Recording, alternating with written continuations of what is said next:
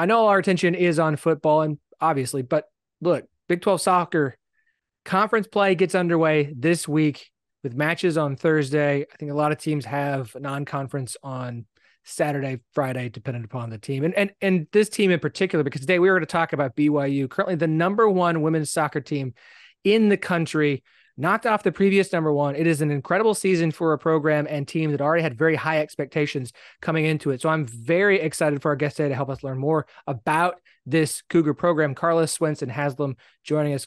Carla, welcome. Thank you. No, I'm so honored to be here and to be able to talk all things soccer. So you are a BYU soccer alum and currently provide commentary for the team as well. So, I mean, you've had a very long relationship with this program, a very close connection to it. Yeah, no, you're right. Yeah, I played, between 2014 to 2018. I was a forward on the BYU women's soccer team and had a lot of great memories, great experiences there. And then around the time that I graduated, was brought back. I was a sports broadcaster already, and I was calling NWSL games. And so at the time, it was BYU TV asked me to come back and be the analyst and the color commentator for the BYU women's soccer team. So I've been calling them ever since then. And it's been a great way to stay involved with the team. I can't run up and down the field like I used to, but I still feel like I get to be a part of the action and be a part of what is a really incredible program down at Brigham Young University. I love when you see former players who provide commentary during radio or during TV. It's just fun because they always have, obviously you're going to build a relationship with the program when you work that closely with them, but having that innate knowledge, especially of a coaching staff that you were once coached by, I think is always really neat and provides a really fun perspective when you're watching a team play and getting that insight from somebody who is inside of the machine as well.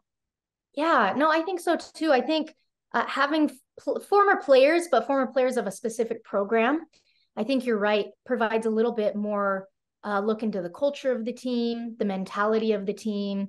It's really helped me on the broadcast because I can give viewers or listeners a peek into what is being said at halftime, or a peek into, what are training sessions looking like during the week. And it kind of helps put together a bigger picture, again, for those that are viewing and listening, because I can tell them, yeah, at practice, this is what the coaches focus on, or during those summer training months, fitness is the number one thing, and just provide a little bit extra, color as the color commentator, aside from what you're just watching on the field. Because I can break down and analyze soccer plays, but adding that little bit more of information about the coaches, about the players, and about the program in general, I think creates a story that makes it, again, more enjoyable for viewers or for listeners, especially if they're keeping up with the team throughout the season.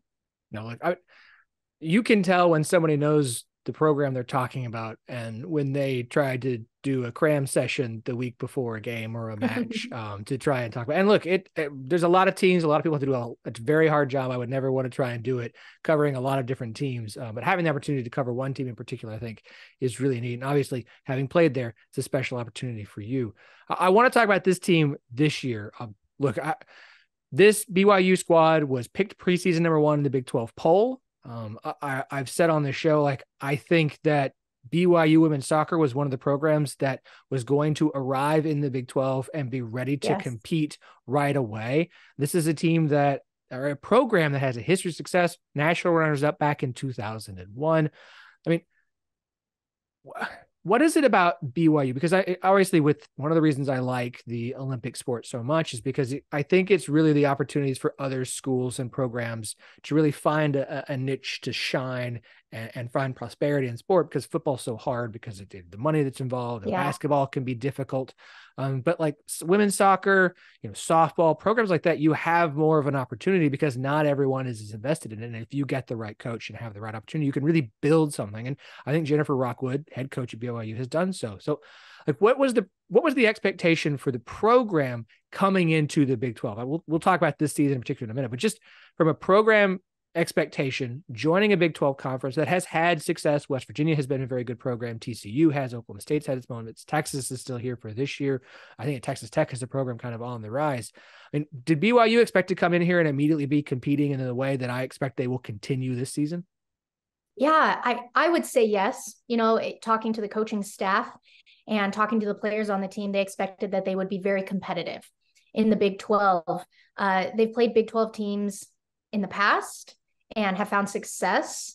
And so I think part of that, came from that past experience and history. Coach Rockwood always likes to schedule very heavy and talented teams in preseason and on conference play. And so I think BYU went into this season recognizing that, look, we're in a new conference and we'll be playing many talented teams. But because we have experience playing big teams in the past, I think the hope was that there wouldn't be too much of a transition. And on top of that, you look at the conference that BYU is coming from, the West Coast Conference. That's a strong soccer conference. They're not as strong in some of the other sports. They're not as strong in basketball, I guess, with the exception of Gonzaga. They're not as strong in some of the other Olympic sports, but they're very, very good in soccer. You have multiple national championship teams. You have your Santa Claras, your Pepperdines. Portland historically has been a big soccer program, all in the West Coast Conference. And so for BYU, the transition when it comes to women's soccer wasn't as big as maybe it was for some of the other sports. And obviously hasn't been as big as it is for football. They were independent, and that always can be tricky when it comes to scheduling hard and talented teams deep into the fall. Now that's going to be a big transition. It's obviously a big transition in men and women basketball, right? But for women's soccer, the level of competition isn't that different between the two conferences. And so BYU historically has had a lot of success. They've won a majority of the West Coast Conference titles in the last decade. And so for them, I think they were hopeful that they could continue to bring that same sort of power and continue to bring that same sort of success, even though they are transitioning and moving into a conference that is likewise really strong and really talented. Yeah, I mean, you mentioned it. Portland's won a national championship before. Santa Clara did back in 2020. So they came from a conference that has history of soccer success. And I think to some extent, at least from a national championship and a national stage standpoint, you could argue more success than the Big 12 even has. Again, it goes back to that, sometimes as a conference, you can find an opportunity to shine in areas that others maybe don't focus as much on. Right. Again, BYU was picked preseason number 1 in the Big 12. There were obviously big expectations for this season coming in. Like I said, you're just 2 years removed from a national runner-up. You looked at this schedule. You had a nice, sneaky, good game against St. Louis that they won in week 1, who was previously ranked. I think they're just outside of the last rankings. I don't think this week's rankings are out. You had some good competition. Obviously, Utah was on the schedule, the first official Holy War meeting of the year. And then you had number 1 UCLA on the schedule. BYU is ranked number 11th. They go up against UCLA in Provo. They get that win 3-1. And now BYU is sitting undefeated currently. It's the number 1 ranked team in the country as they enter Big 12 play. Obviously, high expectations for this season. Is it fair to say that so far they've actually exceeded their own expectations for this year? Yeah, that's a great question. I think the win over UCLA would probably answer that. BYU is not the favorite to win that. Obviously, they're playing the national champions, and UCLA, the Bruins, always so talented and returning so many of their national championship players. And so I think the fact that BYU was able to get that big win has exceeded so many of the expectations that they had for the season. Now, that being said, you talk to the team and you look at the players, and they're not riding that high. And so there's a part of you that thinks, well, maybe they've been expecting to have that same sort of success because they've enjoyed the victory over UCLA, but then following that victory, they went and they played against UVU, which is also becoming a rival. They're 10 minutes from each other. Brigham Young University and Utah Valley University are right off of University Avenue in Orem and Provo, Utah. So they are literally becoming rivals simply because of proximity and because of their recruiting classes. And had BYU just been super high and super excited about their UCLA win, I don't think they go into Orem and win 6-1. Likewise, you had mentioned the Holy War. You had mentioned the traditional rival against the University of Utah, just an hour north of BYU. Likewise, BYU went into that game very focused. And so it's interesting because from the outside, I would say that BYU has exceeded the expectations for the season already, even prior to conference play. But you look at the team and how they're responding to things, and for them, it's almost like what they expected. You don't feel like their energy is too high or their emotions are getting too high or they're getting too full of themselves. It's still pretty easy and casual as far as their emotion. Now they're taking every game seriously and they're focusing to prepare against every opponent as you need to do. You have to respect every single opponent before every single game. But again, you don't get the feeling that they were surprised by that win. They were excited by it. They celebrated the victory, but then they moved on to the next game. It's almost like no, we know that we belong here, and we know that we should be playing against some of the talented teams, some of the most talented teams in the country, like UCLA. And so, like I said, there's a part of me that wants to say, yes, they've exceeded, but there's another part of me that says, no, the culture and the mentality on this team is magnifying the idea that, no, we expected this to happen all along. BYU's only allowed 7 goals on the season. It's about 1 a game, but they're scoring at an incredibly high clip so far this year. Looking at the NCAA stats right now, they are 3rd in the country in assists per game through 7 games, and they're tied for 2nd in the country in scoring offense with 4 goals per game. I mean, BYU's offense is electric. It's fun. They are scoring at a very high pace. Where do we credit that to from the players on the roster? Who at this point is the most responsible for putting the ball into the back of the net? Yeah. So I would probably say, if we were to look at their forward line, their sophomore Allie Fryer is kind of emerging as this star. But that being said, if you look at the goals that have been scored, they have been scored by almost 7-8 different players. So while I want to give Allie Fryer a lot of attention and a lot of praise because she has been such a stalwart forward for them, the reality is BYU is scoring a lot of goals and has such high offensive statistics because they have a lot of players producing. And you start to see that in the NCAA tournament, when you get to the last 4 games, the last 4 teams always have multiple players with multiple digit points. That's just, it has to happen for a team to be really great and make it to the Final Four. And I think that's what's happening here is BYU has started to move away from just having 1 or 2 stars, right? You have your Ashley Hatches playing in the NWSL and the U.S. Women's National Team, your Michelle Vasconcelos, that were just the stars of their BYU soccer team.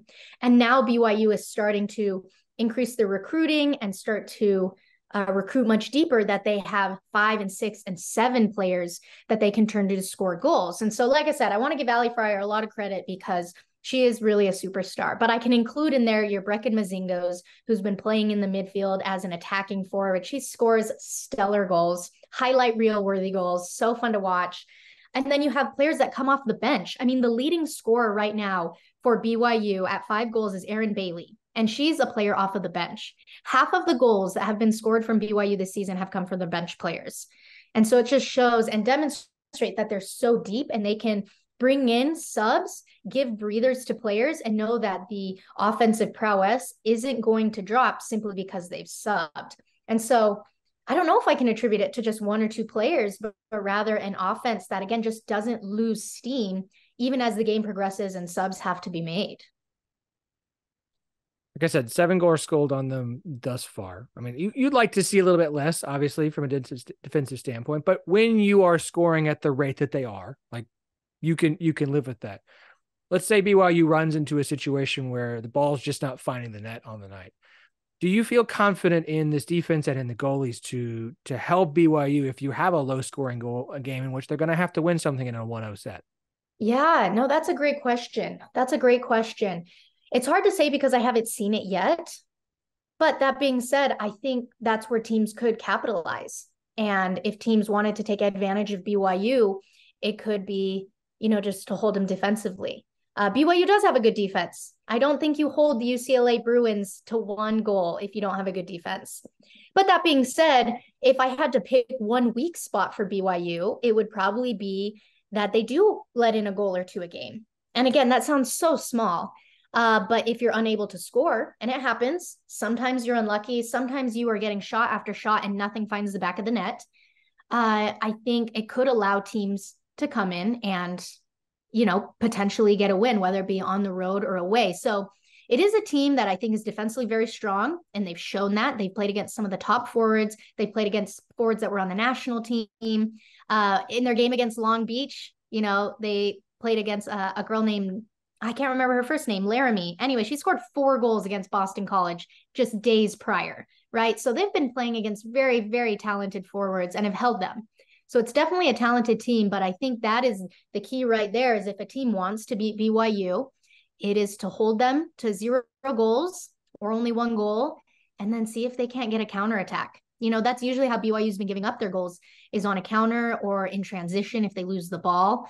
And teams have been able to score a goal or two against them.